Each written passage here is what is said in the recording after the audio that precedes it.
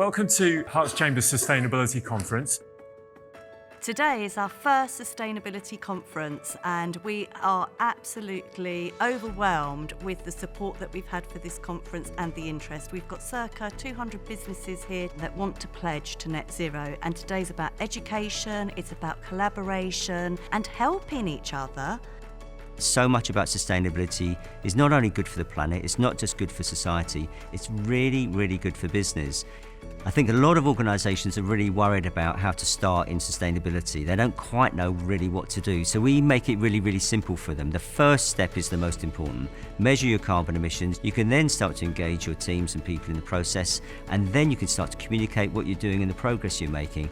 Everyone should be holding themselves accountable for being more sustainable. Our children are driving us, and I often say to people, I'm not really doing this for me, I'm doing this because my son in 10 or 15 years' time is going to say, Daddy, why didn't your business do something about this? If you are a business that is sustainable, it is easier to recruit. And thirdly, also, if you focus on being sustainable, you become more efficient and less wasteful.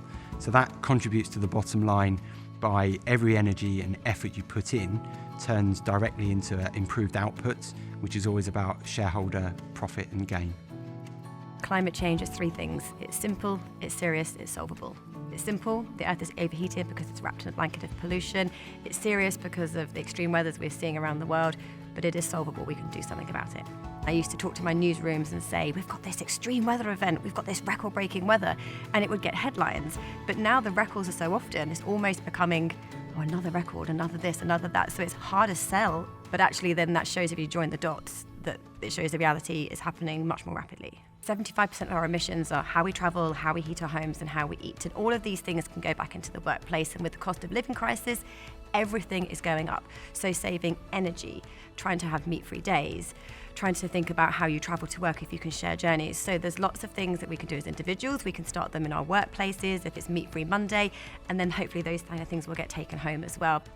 What we wanted to do through the sponsorship is try and convey to other local companies that it's okay that it's not that easy, it's okay that it's tricky, and we'd like to share our knowledge with you to help you get along that road faster.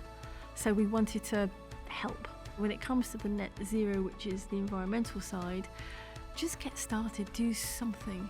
There's lots of people around who can help you for free.